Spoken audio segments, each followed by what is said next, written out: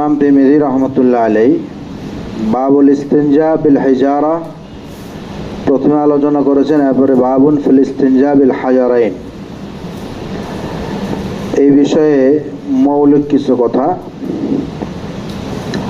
প্রথমত, ইস্তিনজা কাকে বলে? নাজবুন থেকে মুশতাক হয়েছে ইস্তিনজা। নাজবুন মানে নাজাসাত, নাজাসাতকে দূর করার নাম হলো ইস্তিনজা। তো এই নাজাসাত সাধারণত মানুষ স্বভাবগতভাবে দুই জায়গা থেকে নাজাসাত নির্গত হয়। একটা হলো প্রস্রাবের রাস্তা, খাতা আছে তোমার, লিখে রাখবা। একটা হলো প্রস্রাবের রাস্তা, আর একটা হলো পায়ুপথ। প্রস্রাবের রাস্তা দিয়ে যে নাপাকি বের হয়, এই নাপাকি এবং পায়খানার রাস্তার যে নাপাকি, প্রস্রাবের রাস্তায় নাপাকি দূর করার মূল মাসআলা হলো ইস্তিবরা। ইস্তিবরা বলে ভিতর থেকে পানি প্রস্রাবের ফোঁটাকে পরিষ্কার করা। যে কোনো পদ্ধতিতে হতে পারে। এটা কেউ বসার দ্বারা হয়, দাঁড়ানোর দ্বারা হয়, হাঁটার দ্বারা হয়। বিভিন্নভাবে ভিতর থেকে প্রস্রাবের পানির ফোঁটা, সেটা যাতে শেষ ফোঁটাটা বের হয়, এমনটা না হয় পরবর্তীতে প্রস্রাব থেকে যায় ভিতরে। এর জন্য কি পদ্ধতি অবলম্বন করবে? দাঁড়িয়ে থাকবে অথবা কাত হবে? এই অবস্থায় যে ঢিলা ব্যবহার করবে, একটা ঢিলা যথেষ্ট। এই ব্যাপারে সকল উলামায়ে কেরাম মুত্তাফিক। প্রস্রাবের ক্ষেত্রে ঢিলা একটার বেশি কোনো প্রয়োজন নাই। একটা ঢিলা দিয়ে যদি ইস্তেঞ্জা করে ভিতরের নাপাকিটা শুকিয়ে ফেলে, এর দ্বারা ইস্তেঞ্জার জরুরি বিষয় আদায় হয়ে যাবে, সুন্নত আদায় হয়ে যাবে এর দ্বারা প্রস্রাবের ক্ষেত্রে। এরপরে যদি পানি দিয়ে ধুয়ে ফেলে ভালো, পানি দিয়ে ধোয়া এটা আবশ্যক নয়। আরেকটা হলো যেটাকে আমরা বড় ইস্তেঞ্জা বলি, পায়খানা। পায়খানা করার পরে যে নাপাকি, এখানে কিছু তাফসিল আছে। নাপাকিটা যদি মাখরাজ অতিক্রম না করে, নাপাকিটা যদি মাখরাজ অতিক্রম না করে, সেটার এক বিধান হয়।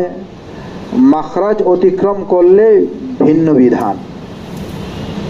বাকি এখানে একটা মৌলিক কথা, সকল উলামায়ে কেরাম এই ব্যাপারে একমত। ইস্তেঞ্জা করার পরে মাখরাজ, নাজাসাতটা মাখরাজকে অতিক্রম করুক বা না করুক, সর্বহালতে যদি পানি দিয়ে ধুয়ে ফেলে, নাপাকির আসর যদি দূর হয়ে যায়, তাহলে ইস্তেঞ্জার যে ওয়াজিব এটা আদায় হয়ে যাবে। এই ব্যাপারে কোনো ইমামের দ্বিমত নাই। পানি যদি ব্যবহার করে, চাই নাপাকি অল্প হোক বা বেশি হোক, পানি ব্যবহার করে যদি নাপাকির আসরকে জায়েল করতে পারে, দূর করে দিতে পারে, তাহলে ইস্তেঞ্জার উজুব আদায় হয়ে যাবে। এই ব্যাপারে সকল আইম্মাদের মধ্যে ইত্তেফাক, ইজমা, কারো কোনো ইখতিলাফ নেই। আর যদি এমন হয়, এখন মাসআলা রয়ে গেল যদি ঢিলা ব্যবহার করে। পানি ব্যবহার করার ক্ষেত্রে তো সবাই একমত, এখানে কোনো কি নেই, মতানক্য নেই। ঢিলা যদি ব্যবহার করে, এই ক্ষেত্রে আইম্মাদের মধ্যে ইখতিলাফ। ঢিলা অথবা মাখরাজ যদি অতিক্রম করে না করে, পানি যদি ব্যবহার কেউ না করে, পানি ব্যবহার না করার কি মাসআলা?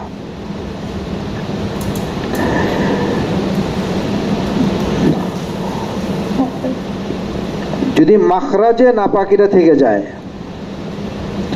এই ব্যাপারে সকল আইম্মা মুত্তাফিক। যদি শুধুমাত্র ঢিলার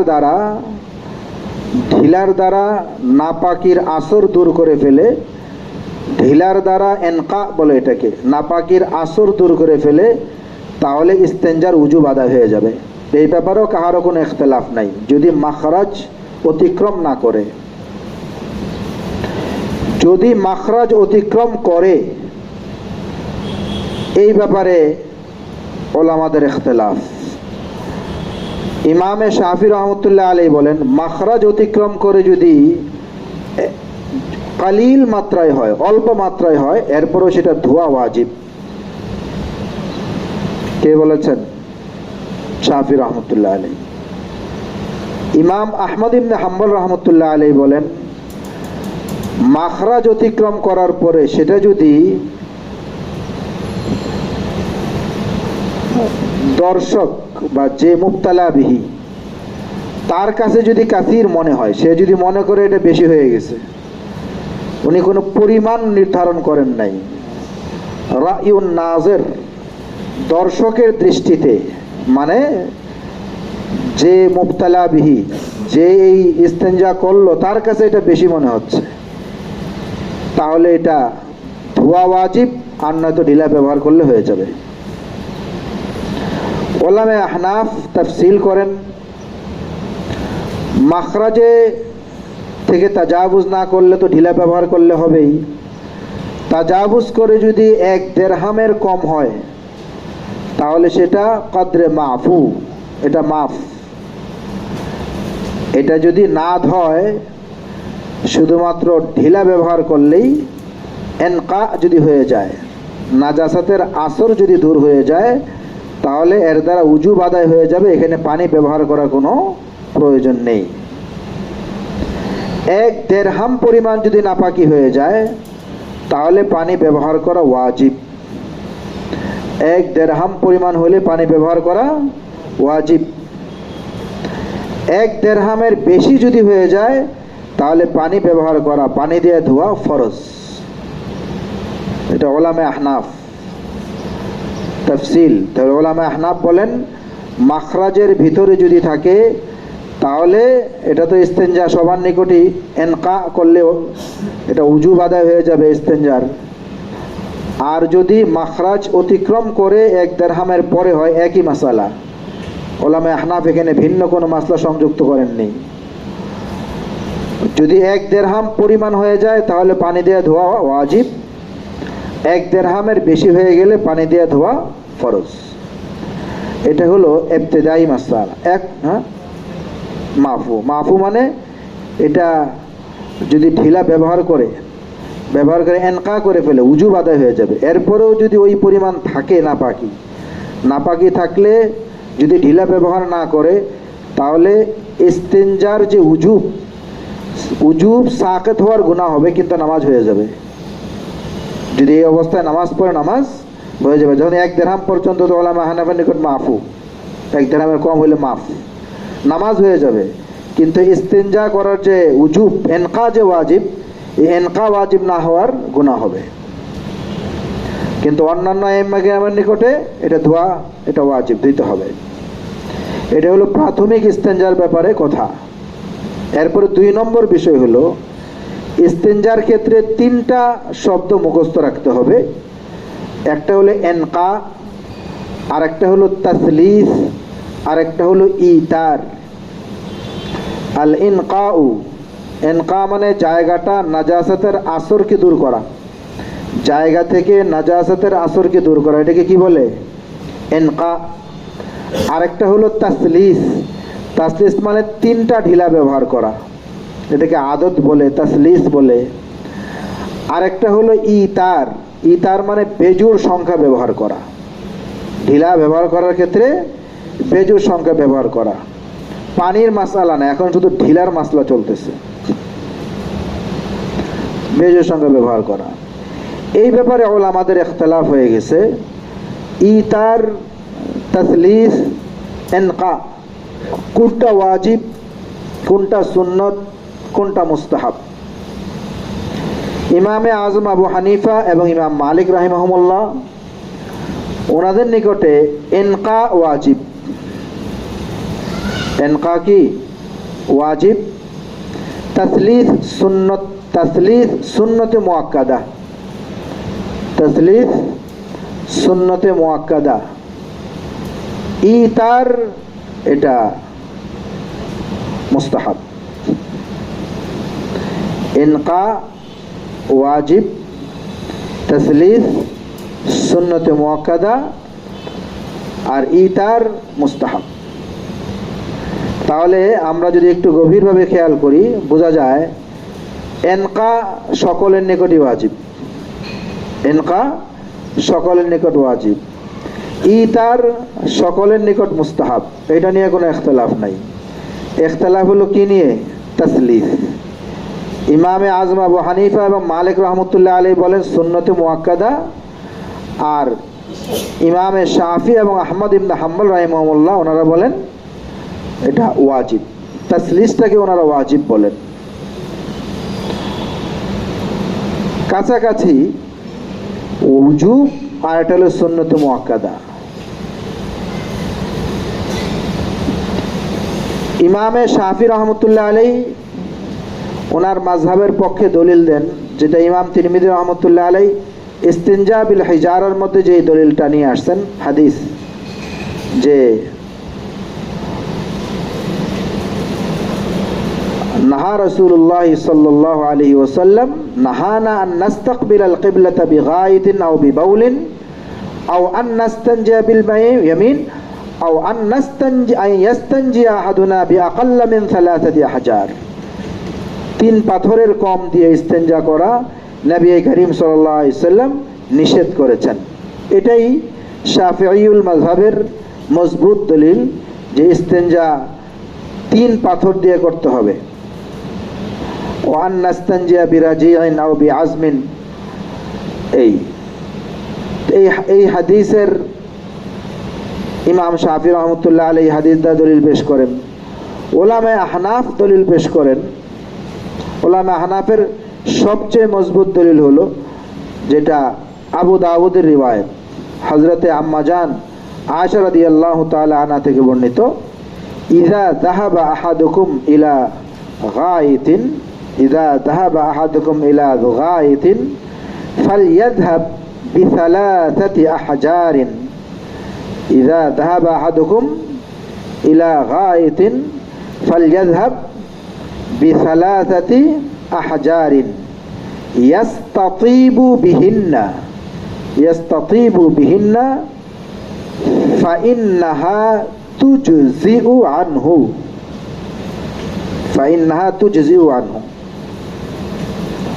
তো এই হাদিসের অর্থ কি হলো? রাসূলুল্লাহ সাল্লাল্লাহু আলাইহি ওয়াসাল্লাম বলেন, যখন তোমাদের মধ্য থেকে কেহ, গায়েত মানে হলো পায়খানা করতে যাওয়া, পায়খানা করতে গেল, সে যাতে তিনটা পাথর নিয়ে যায়। ফালিয়াযহাব বিসালাসাতি আহজারিন, তিনটা পাথর নিয়ে যায়। ইয়াস্তাতিবু বিহিন্না, তিন পাথরের দ্বারা সে ইস্তেতাবা মানে পরিচ্ছন্নতা, পরিচ্ছন্ন হওয়া, পরিষ্কার হওয়া, এর দ্বারা সে পরিষ্কার হয়ে যাবে। পরে রাসূলুল্লাহ সাল্লাল্লাহু আলাইহি ওয়াসাল্লাম ইল্লত বয়ান করতেছেন, ফাইন্নাহা তুজজিউ আনহু। রাসূলুল্লাহ সাল্লাল্লাহু আলাইহি ওয়াসাল্লাম বলেন, কেননা তিনটা পাথর ইস্তেঞ্জার জন্য যথেষ্ট হয়ে যায়, তাহারাতের জন্য, নাজাফতের জন্য যথেষ্ট হয়ে যায়।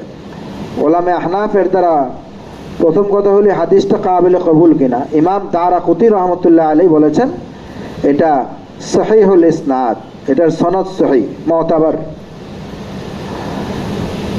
ওয়াজহে ইস্তিদলাল কি, তরিকে ইস্তিদলাল হলো ফাইন্নাহা তুজজিউ আনহু। রাসূলুল্লাহ সাল্লাল্লাহু আলাইহি ওয়াসাল্লাম তিন পাথর ব্যবহার করাকে মালুল বা ইল্লত করার দিয়েছেন। ইল্লত কি? ইজজা, এনকায়ের ব্যাপারে যথেষ্ট হয়ে গেলেই হলো। রাসূল সাল্লাল্লাহু আলাইহি ওয়াসাল্লাম বলছেন তিনটা কেন? কারণ তিনটা যথেষ্ট হয়ে যায়। যদি তিনটা যথেষ্ট না হয়, অন্যান্য মাযহাবের ইমামরা যেমন বলেন তিনটা সুন্নত, ওনারা কিন্তু এনকা ওয়াজিব বলেন। যদি কাহারও তিনটা ব্যবহার করে এনকা না হয়, তাহলে ইমামে শাফি এবং আহমদ ওনারাও বলেন তিনটা যথেষ্ট হবে না, আরেকটা লাগবে। আরেকটাও যদি এনকা না হয় তাহলে আরেকটা লাগবে। এনকা ওয়াজিব, এই ব্যাপারে আইম্মায়ে সালাহ সবাই এই ব্যাপারে মুত্তাফিক, এটা ওয়াজিব। তাহলে অন্যান্য আইম্মায়ে কেরাম এই হাদিসের দ্বারা রাসূল সাল্লাল্লাহু আলাইহি ওয়াসাল্লাম যেহেতু বলছেন তিনটা যথেষ্ট হয়ে যায়, তাহলে ওনারা কি চারটা যদি কেউ, তিনটাই যদি যথেষ্ট না হয়, ওনারা কি বলবেন যে তিনটা আর লাগবে না? রাসূলুল্লাহ সাল্লাল্লাহু আলাইহি ওয়াসাল্লাম তুজজিউ আনহু বলেছেন, সাধারণত তিনটার দ্বারা কি হয়ে যায়? যথেষ্ট, সাধারণত হয়ে যায়। এই হাদিসের এই বক্তব্য দ্বারা এই কথাটা বুঝে আসে, তিনটা দিয়ে হয়ে যায়, যদি তিনটা দিয়ে না হয় আরও লাগবে, আর যদি তিনটার কমে হয়ে যায় তাহলে তিনটাও লাগবে না। সাধারণত কোনটার দ্বারা এনকা হয় এটা রাসূল সাল্লাল্লাহু আলাইহি ওয়াসাল্লাম বক্তব্য দিয়েছেন, তিনটা দ্বারা সাধারণত এনকা হয়ে যায়। যদি তিনটা দ্বারা না হয় আরও লাগবে, আর যদি তিনটা দিয়ে তিনটার কমে এনকা হয়ে যায় তাহলে লাগবে না। হাদিসের বক্তব্য এটা। 2 নম্বর হাদিস, এটাও আবু দাউদের, হযরতে আবু হুরায়রা রাদিয়াল্লাহু তাআলা আনহু থেকে বর্ণিত। আবু হুরায়রা রাদিয়াল্লাহু তাআলা আনহু থেকে মারফু রিওয়ায়াত যে মান ইস্তাজমারা ফালইউতির, মান ইস্তাজমারা ফালইউতির, মান ফাআলা ফাকাদ আহসানা ওয়া মান লা ফালা হারাজ। মান ইস্তাজমারা ফালইউতির, মান ফাআলা ফাকাদ আহসানা ওয়া মান লা ফালা হারাজ। মান ইস্তাজমারা ফালইউতির, মান ফাআলা ফাকাদ আহসানা ওয়া মান লা ফালা হারাজ। নবী করিম সাল্লাল্লাহু আলাইহি ওয়াসাল্লাম বললেন, যে ইস্তিজমার মানে জামার ঢিলা ব্যবহার করবে, ফালইউতির সে যাতে বেজুর ব্যবহার করে। পরে বললেন মান ফাআলা ফাকাদ আহসান, যে বেজুর ব্যবহার করলো সে তো ভালো কাজ করলো, আর যে করলো না ফালা হারাজ, তার কোনো সমস্যা নেই। তো এখানে তো বেজুর ব্যবহার করা, এটা রাসূলুল্লাহ সাল্লাল্লাহু আলাইহি ওয়াসাল্লাম, বেজুরের মধ্যে তো 3ও আছে, 5ও আছে। যে বেজুর ব্যবহার করবে ভালো, না করলে কোনো সমস্যা নেই, কারণ আসল মাসলা তো হলো এনকা, বেজুর ব্যবহারটা মূল না। এই হাদিসের ব্যাপারে ইমাম আইম্মায়ে শাওয়াফে, শাফি ওলামায়ে শাওয়াফে কয়েকটা প্রশ্ন করেন। 1 নম্বর হলো, ওনারা বলতে চান ইতার দ্বারা এখানে ফাওকাত সালাসা উদ্দেশ্য, ইতার দ্বারা ফাওকাত সালাসা, 3-এর বেশি। ফালা হারাজ যে বলেছেন 3-এর বেশি, 5, 7, 9 এগুলো যদি কেউ করে তাহলে ভালো, আর না করলে কোনো সমস্যা নাই। কিন্তু এটা দাওয়া বেলা দলিল, যে দাওয়া আছে কিন্তু এর কোনো দলিল নাই। কারণ রাসূলুল্লাহ সাল্লাল্লাহু তাআলা আলাইহি ওয়াসাল্লাম বিভিন্ন জায়গায় নিজের ব্যক্তিগত ব্যবহারের ক্ষেত্রেও বলেছেন 3টা ব্যবহার করতে। যেমন সামনের রিওয়ায়াতে আসতেছে, আব্দুল্লাহ ইবনে মাসউদ রাদিয়াল্লাহু তাআলা আনহুকে রাসূলুল্লাহ সাল্লাল্লাহু আলাইহি ওয়াসাল্লাম বলছেন তুমি 3টা পাথর নিয়ে আসো। তো যদি আহসান আরও বেশি হইতো তাহলে তো পাথর আরও বেশি আনতেন। অথবা কোনো এক রিওয়ায়াতেও রাসূলুল্লাহ সাল্লাল্লাহু আলাইহি ওয়াসাল্লাম বলতেন তোমরা 5টা 7টা ব্যবহার করো, কোথাও তো নাই। সর্বোচ্চ উল্লেখ আছে কয়টা? 3টাই। তাহলে আহসান যদি আরও বেশি হতো তাহলে তো সেটা নবী করিম সাল্লাল্লাহু আলাইহি ওয়াসাল্লামের ফেল অথবা কওল যে কোনোভাবে সেটা প্রমাণিত হতো, সেটা তো নাই। তো এই প্রথম প্রশ্নের জবাব হলো এটা। দ্বিতীয় প্রশ্ন, ওনারা সনদ নিয়ে কালাম করতে চান। আবু দাউদের এই রিওয়ায়াতের ব্যাপারে ইবনে হাজম রাহমাতুল্লাহ আলাইহি উনি বলেন যায়ীফুল ইসনাদ, এই হাদিসটা যায়ীফ। এর জবাব হলো, কোনো ইমামের একক সিদ্ধান্তে কোনো হাদিসের ব্যাপারে চূড়ান্ত সিদ্ধান্ত নেওয়া যাবে না। ইবনে হাজম রাহমাতুল্লাহ আলাইহি এটাকে যায়ীফ বলেছেন, কিন্তু ইমাম ইবনে হিব্বান রাহমাতুল্লাহ আলাইহি উনি এটাকে সহিহ বলেছেন।